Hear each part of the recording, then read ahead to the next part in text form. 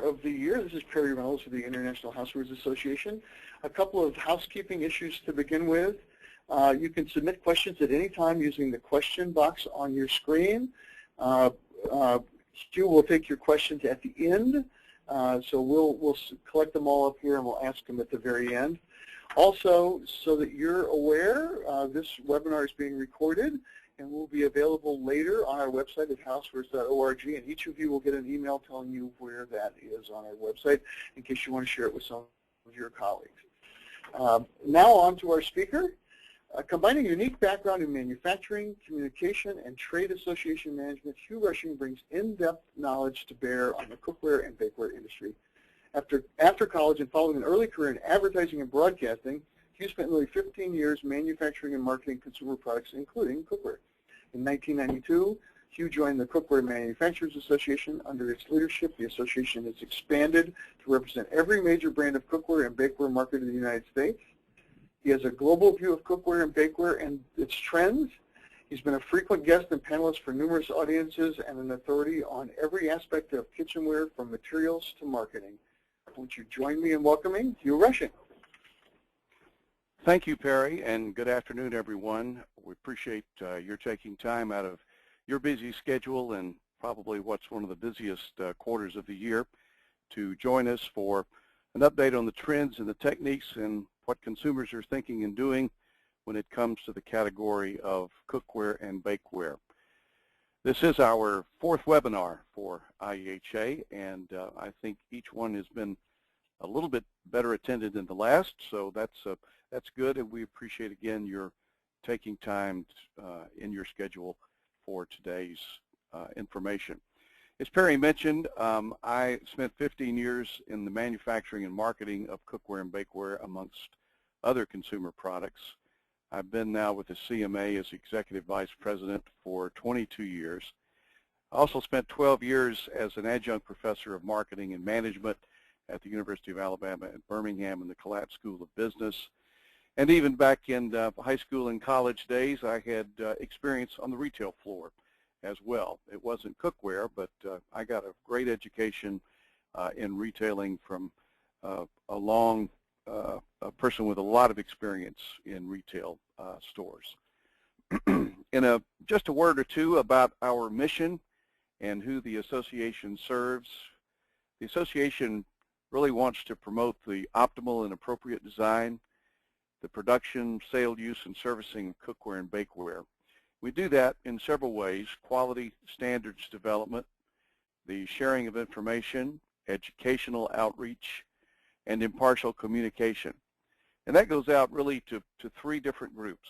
Number one, the members of our association, the retail partners, which they have, and as well to consumers. So we have a mission to all three of those audiences. Our members produce branded cookware, and some of the brands that you know and you can see on your screen there, from All-Clad to wherever, sort of A to Z, the branded cookware part of the landscape, in which for most of us, I suspect retailers on this call, most of you are also in the branded cookware business, at least partially, if not wholly. When it comes to marketing intelligence, the association has gathered and reported statistics for more than 84 years, stretching back into the 1930s. Our members, for the most part, report their shipments.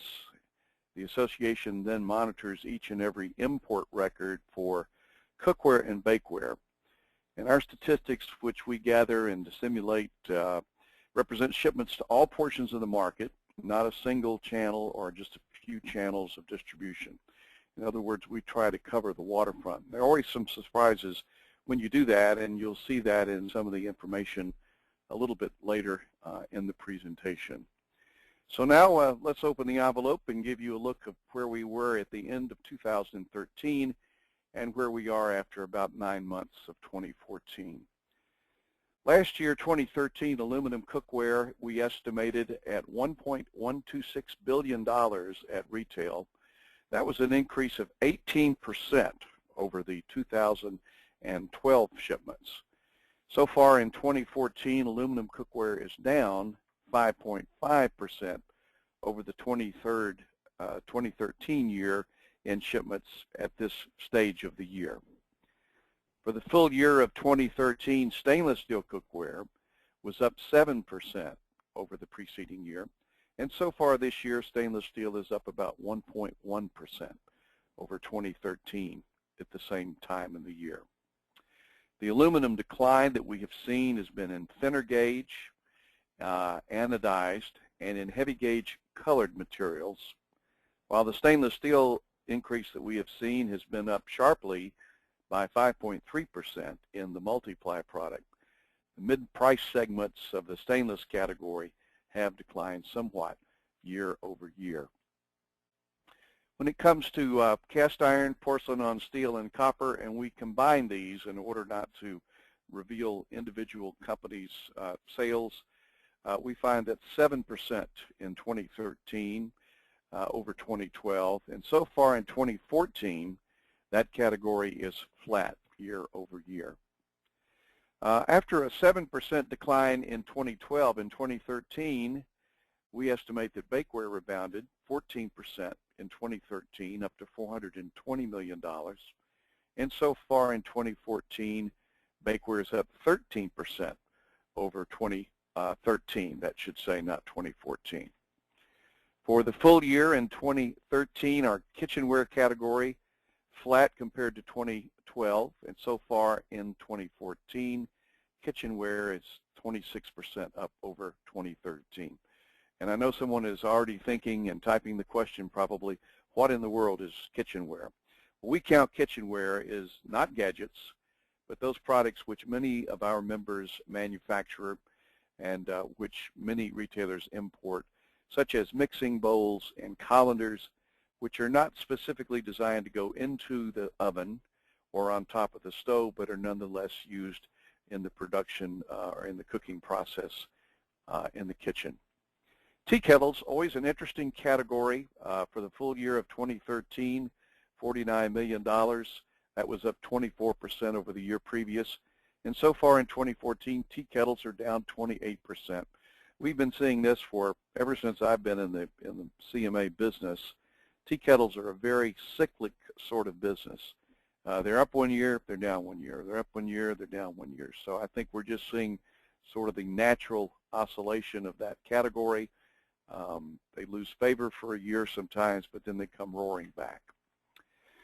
Interestingly, and this comes from the CMA's Import-Export Report, which we put together every 3 months, private label and imported cookware shipments rose in 2013 11% over 2012.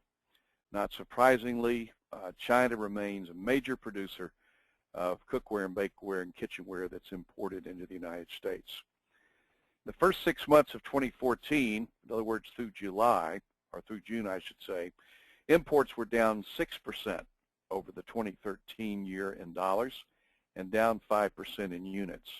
The average price per unit down 1.2%. And we are told and have confirmed that Chinese producers continuing to face serious wage pressures and employee unrest. We expect more reshoring of lines as total costs continue to narrow between manufacturing in the U.S. and manufacturing in China. So whereas branded shipments are flat compared to last year, if you combine all of those that we looked at earlier, the trend over the last 3 months has been more positive. We have narrowed the gap. We're hearing good things about the last quarter. Retailers in 2013, in some cases, widened their assortments. In other words, they devoted more retail space to cookware, and the shipments necessary to fill that pipeline may have produced perhaps a little too rosy of a picture last year. But we do understand, anecdotally, talking to retailers and talking to our members, that the sell-through on the expanded areas in line is reported to be good. And retailers seem determined not to miss out this year by delaying orders. The National Retail Federation predicts a 4.1% rise in holiday spending. On the other hand, the big accounting and consultancy firm, PwC, thinks it'll be a 7.5% slide. Our personal opinion is they're a little too pessimistic, particularly as we see gas prices going down. So let's break down some of the consumer preferences which we see and which change slightly from year to year, but give you an up-to-date look at what consumers are looking for when they go out at retail. In the aluminum category, anodized finished aluminum is 37% of the dollars. A colored exterior accounts for 55% of the dollars. A polished exterior, in other words, a shiny pan, just 9% of the dollars. Nonstick coatings are on 80% of the dollars and 90% of the units in the aluminum cookware arena. In stainless steel cookware, the multi-ply segment, anywhere from 3-ply to 9-ply, is 68% of the dollars, but only 40% of the units. And as you well know as a retailer, multi-ply is always more expensive than fabricated bottoms just because of the raw material cost. Fabricated bottoms are 29% of the dollars, but 58% of the units. That's the more moderate price. And the single wall is just 3% of the dollars in units. That typically are your large, deep kettles that are used for stock preparation, seafood boils, and things like that. Turkey frying as well. Bakeware is evenly split between metallic materials and glass. Within the metal arena, we have, of course, steel and aluminum, steel with the predominant material. The popularity of items ranked in unit shipments for the first half of this year: cake pans, 27%, cookie sheets, 17%, muffin pans at 11%, loaf pans, 6%, meat and roasters, just 2% in the first half. That always gains some traction, of course, as we approach the Thanksgiving and Christmas holidays. Miscellaneous items of 35% in the bakeware category. Where did consumers shop in 2013 compared to 2012? Mass merchants, which includes the warehouse clubs like Costco and Sam's, accounts for 37% of the cookware sales. Big box, including outlet and gourmet, 18%. Traditional department stores, the Macy's of the world, 9%, up slightly over 2012. Moderate department stores, Sears and Penny, down 7.8% to just 2.6% in 2012, and we all know the struggles that both Sears and Penny experienced in 2013. Odd markets, military, direct sales, 8%. Internet merchants up 2.5% to 9%. And some of the smaller outliers for cookware, grocery stores, drug stores, and direct to the consumer via television. For bakeware, mass merchants, including those clubs, at 35%. Big box stores, including outlet and gourmet, 28%. National moderate department stores, 8%. Grocery stores and drug stores, 11%. Traditional department stores, 7%. Internet, 6%. So big box and outlet and gourmet shops sell more bakeware as compared to cookware as a percentage of the marketplace. Department stores a bit less. More traditional and older consumers buy bakeware. The price points continue to go up. The quality bakeware that's available now greatly exceeds the thin and cheap bakeware of the past. The growth in the department store and the big box specialty category is obvious to us. Some of the factors which drive demand, and we base this on 82 years of statistical correlations. We spend a lot of time studying statistics, trying to get a feel of what not necessarily causes people to buy cookware, but what's associated with it. Of course, there's some causality perhaps as well. And new household formation is a prime driver. And when we say new household formation, that can be anything from marriage, divorce, graduation, even matriculation. These days, kids go off to college and they move into a condo that looks better than what I lived in when I was 30 years old. And many times they show up with a brand new set of cookware. Here's an interesting statistic, though. Between 2006 and 2011, roughly 550,000 new households were formed each year. That compared with 1.35 million households per year over the years from 2001 to 2006. And what you see there, of course, is the effect of the Great Recession. A lot of people getting out of school and not able to find work that enabled them to establish a household, the old moving back in mom and dad's basement. The second correlation is new home construction. And the good news there is, as of August the 2014, when annualized, new home construction was at 504,000 units. That is the highest in 6 years. And we find people tell us oftentimes when they build a new house, they refurbish the kitchen as far as their kitchen tools and appliances are concerned. Substantial remodeling is another driver for demand for cookware and bakeware. We study the Remodeling Marketing Index. It increased 3 points to 56 in the first half of 2014 compared to 2013.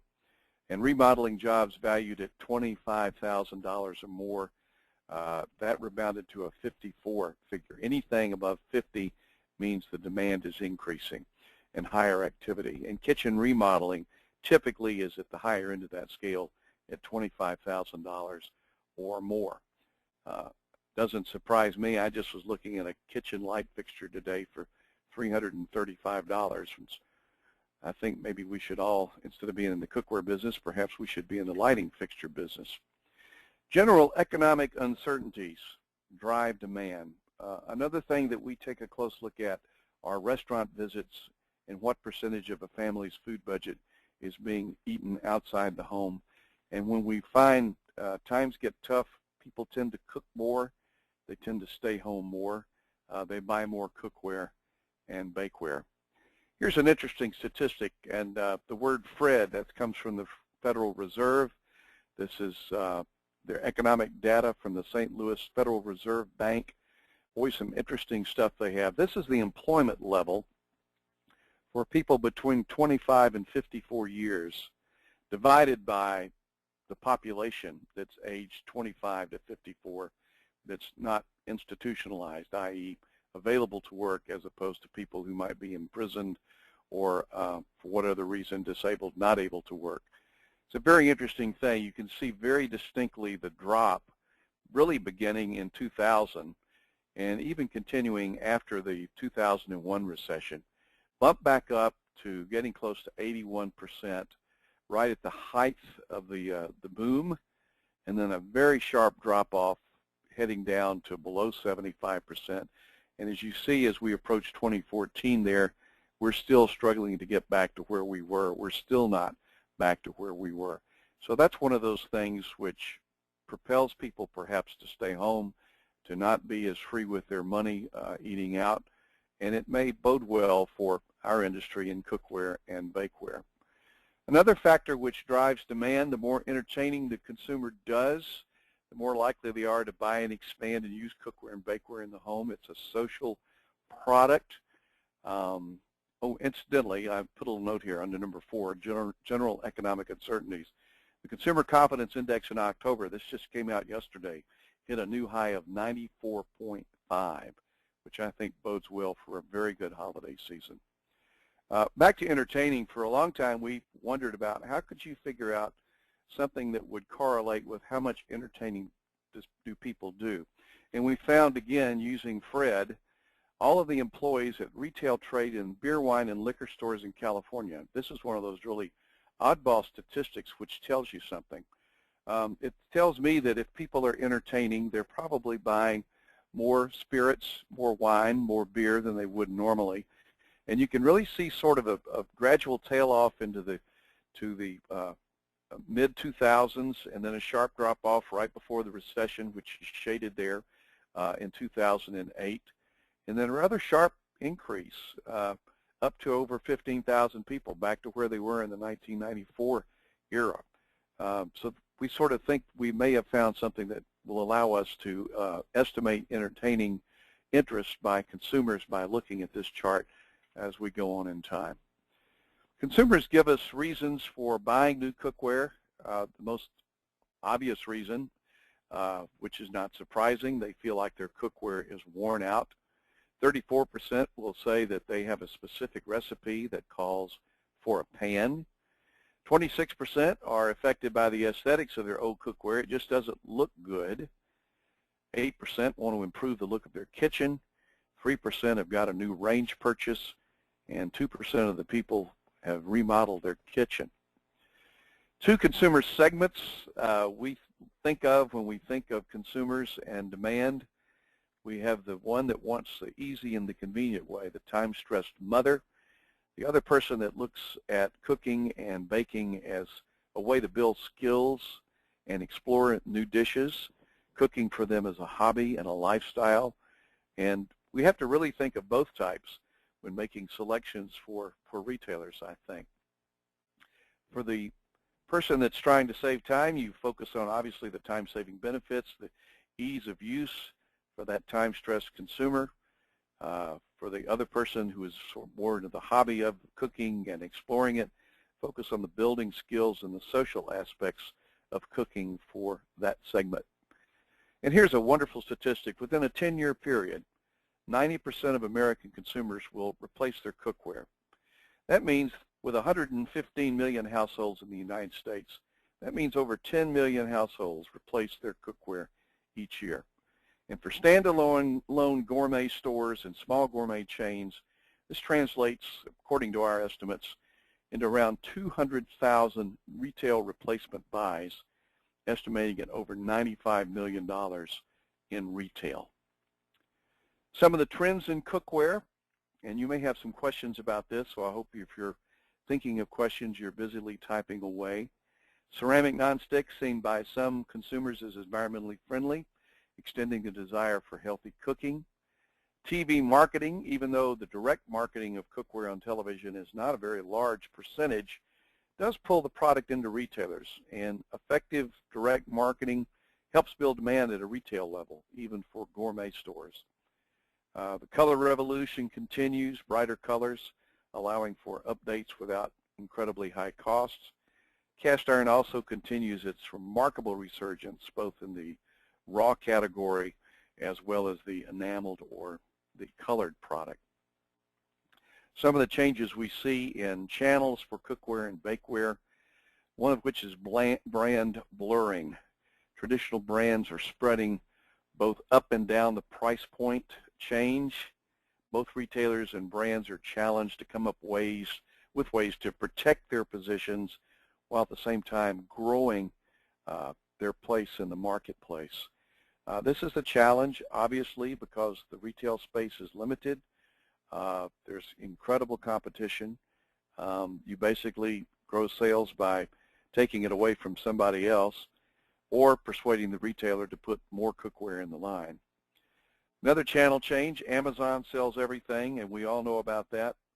Some gourmet chains are creating their own brands with private label to avoid comparison shopping. There is a focus on online selling.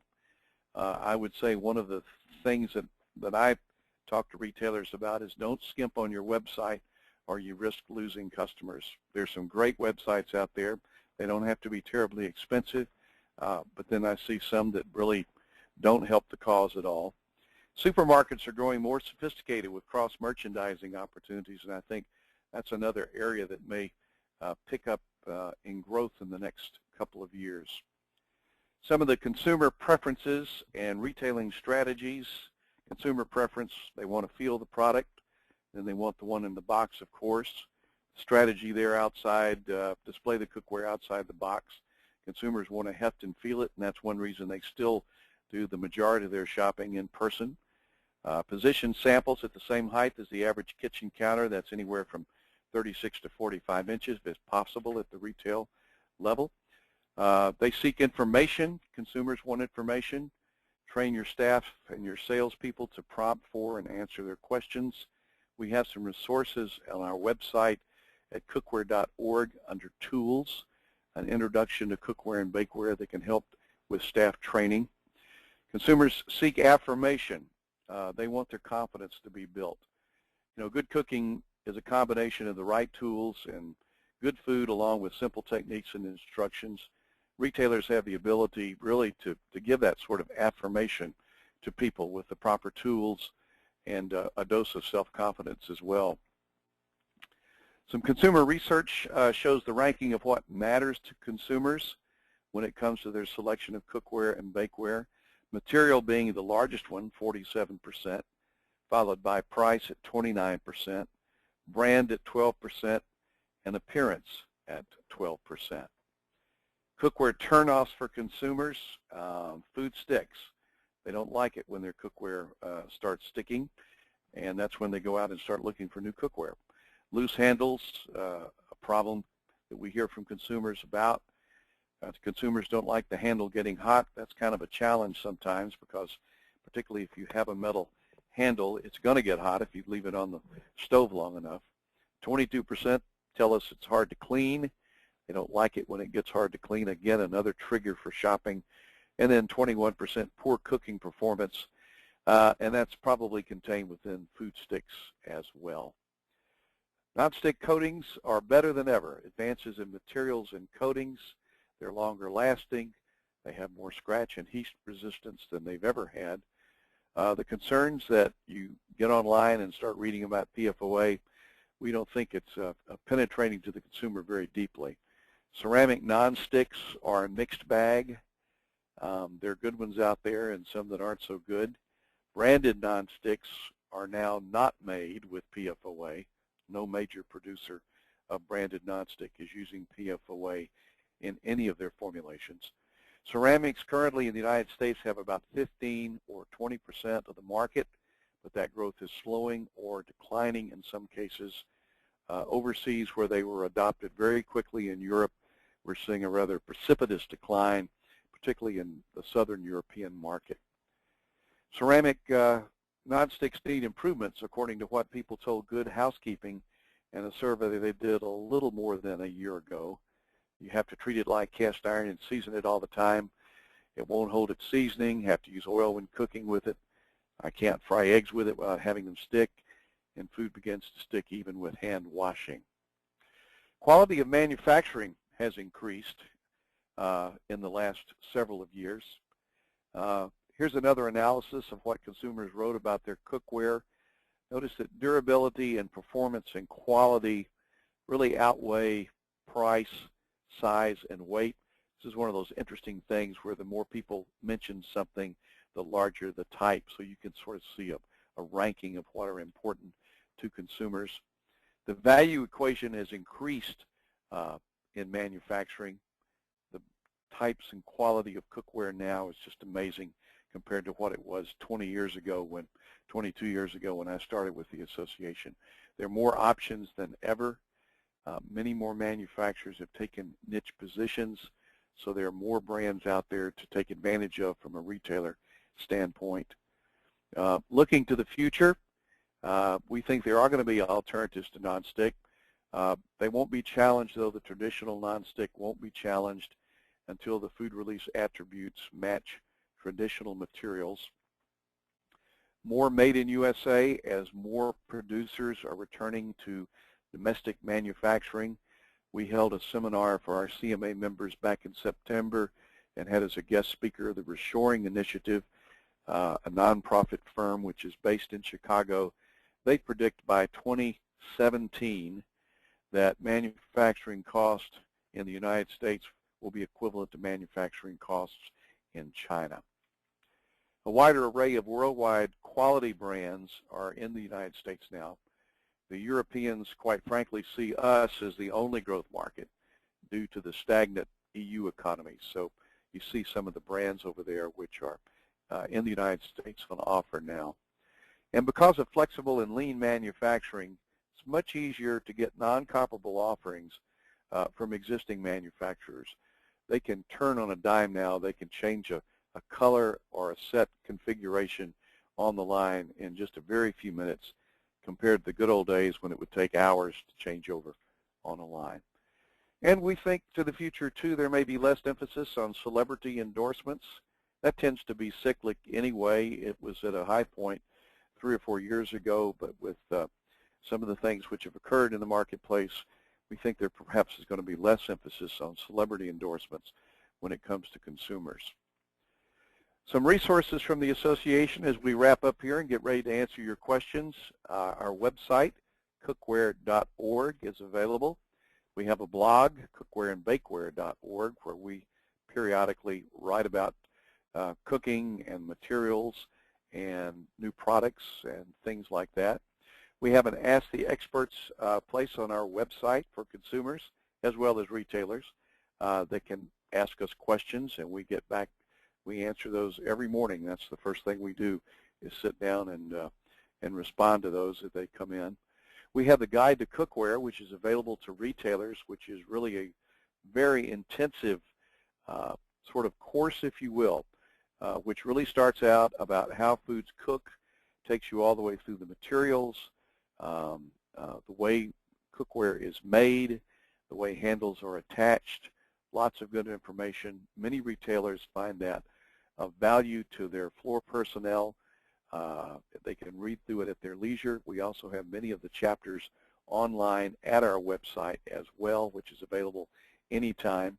And even some of our members use this as a orientation for new hires.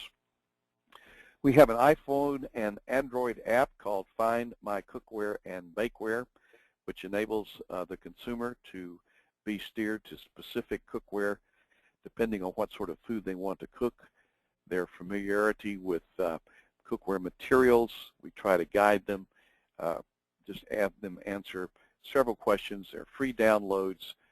They steer them to our members' websites, and then we hope to your retail.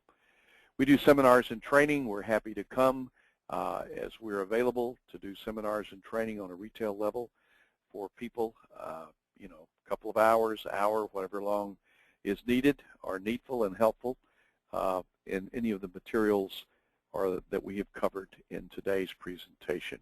We're also at trade shows, Ambiente, of course, the IHA show in March in Chicago, and some of the regional trade shows as well.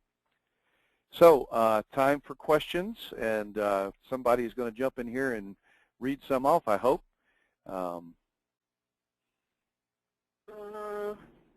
Give me a second here.